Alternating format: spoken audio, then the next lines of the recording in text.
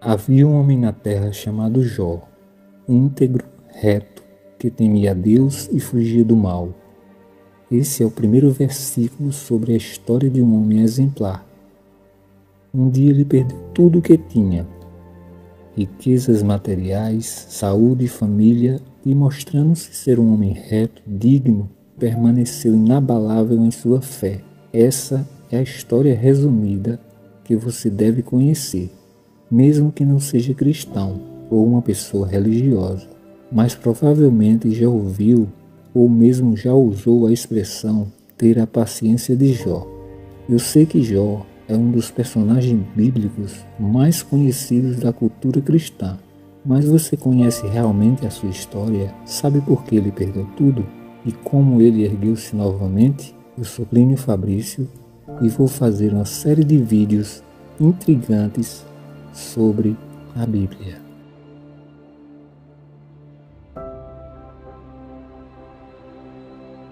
Os estudiosos dos textos bíblicos explicam que o narrador do livro de Jó é desconhecido e que a sua história está situada no século V antes da era cristã. O estilo da escrita é bem interessante.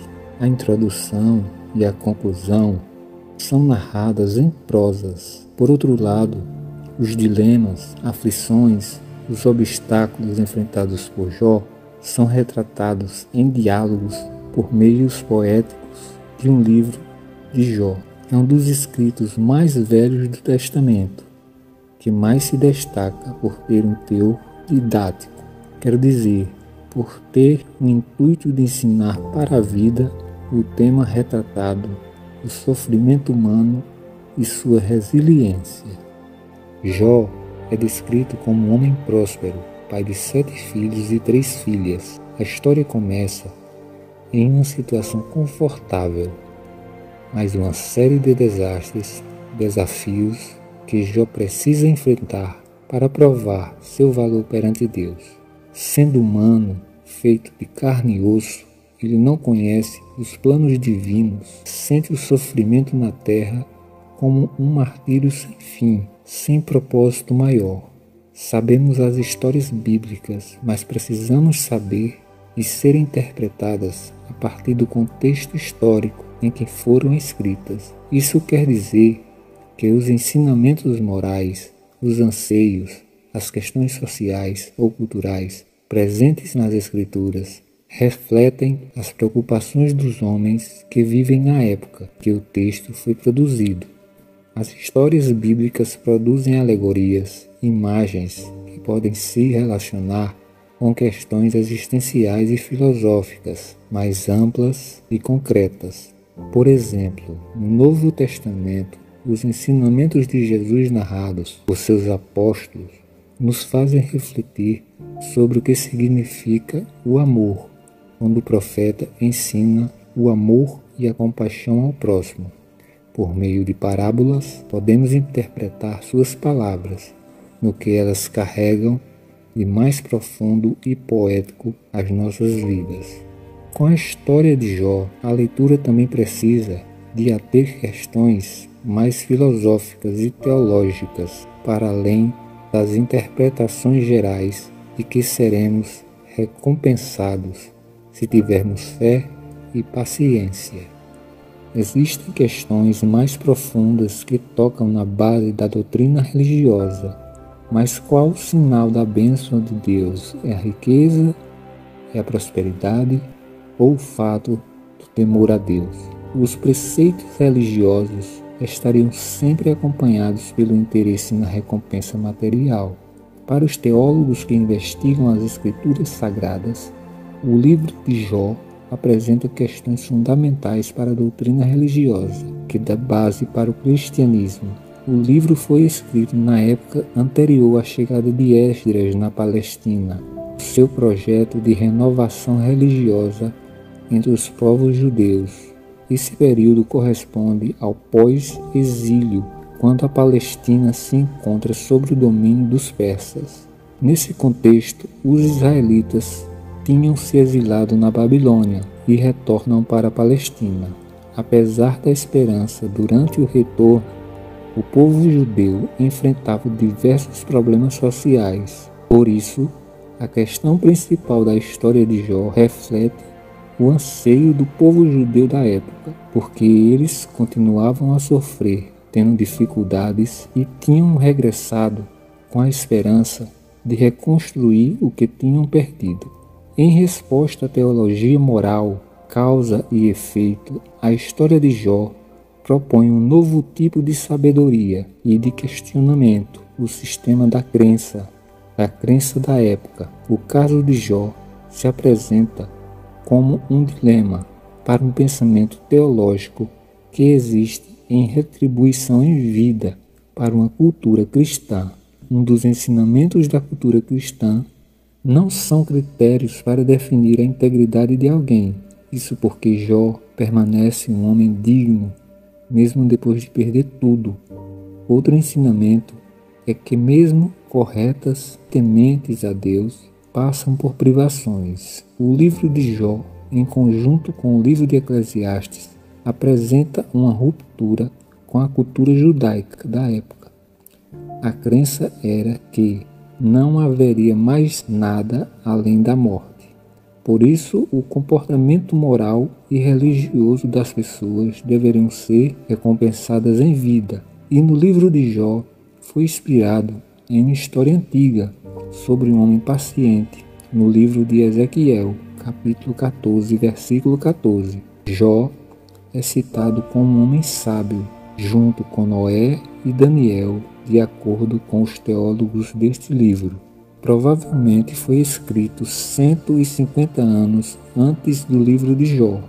A história dos sábios já era conhecida na Palestina, mas é apresentado como um estrangeiro. Ele é aquele que veio da terra.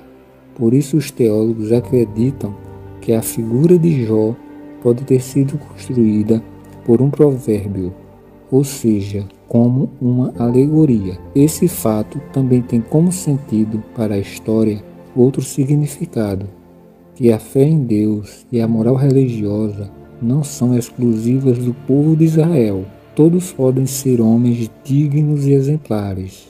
No dia em que Deus é visitado por seus filhos, ou seja, pelos seus anjos, Satanás aparece no meio celestial e relata ter andado na terra. Deus então o questiona: notaste o meu servo Jó? Não há ninguém a ele na terra íntegro e reto, temente a Deus. Com essas palavras, o leitor percebe como Jó era um homem digno. Sua bondade era tão notável que Deus tinha orgulho do seu servo.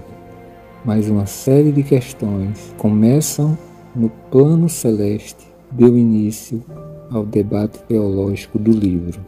Satanás então provoca a dúvida de uma muralha à sua pessoa, à sua casa e a todos os seus bens.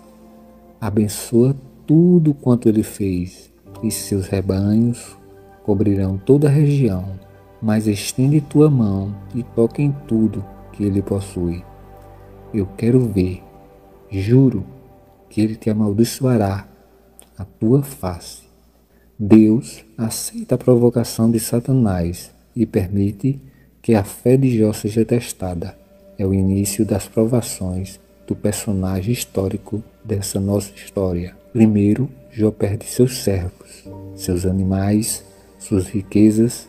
Em seguida, recebe a notícia que seus filhos foram todos mortos.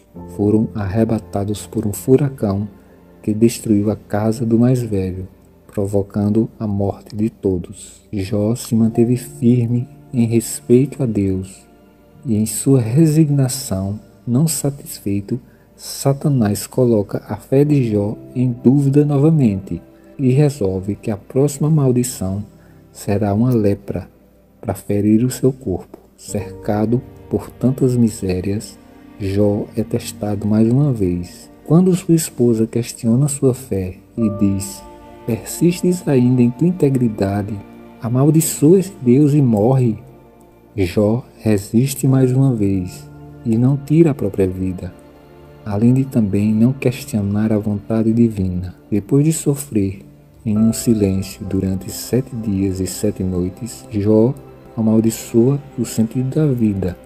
Principalmente comece a questionar a justiça de Deus, que vive no caminho da honestidade. Depois desse momento, 40 capítulos do livro são dedicados aos debates entre amigos. Os amigos lhe consolam quando se manteve resignado e em silêncio, mas quando começam a questionar a vontade de Deus, responde sugerindo que Jó era um pecador. Jó deveria ter feito algo de muito errado para receber tanto castigo. Todas as falas dos amigos representam o pensamento da época de um efeito, ou seja, de uma justiça divina para o homem. Mas Jó sabia que não havia cometido nenhum pecado. Essa realidade provoca um dilema sobre um pensamento religioso. Ao mesmo tempo que o diálogo entre os amigos questiona os propósitos de Deus, a história desconstrói também a imagem de um Deus punitivo. No final do diálogo poético dos amigos é interrompido e acontece uma revelação celestial. Em resposta, Deus aparece e mostra a Jó compreender corretamente a vontade divina. O ensinamento e a compreensão do debate apresentado ao longo do livro é que mesmo as pessoas boas e fiéis podem sofrer na terra como retribuição. Jó recebe uma nova vida, mais abençoada do que a de antes, com o presente de viver 140 anos, conhecer 4 gerações de seus filhos. Deu para perceber que toda a trajetória de Jó, várias temáticas, a partir delas, podemos refletir sobre o sofrimento dos inocentes, a pobreza, a existência humana e, principalmente, sobre as doutrinas teológicas.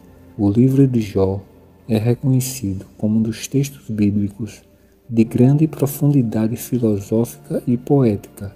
Não é para menos, uma vez que é uma das nossas grandes questões existenciais. E te espero no próximo vídeo.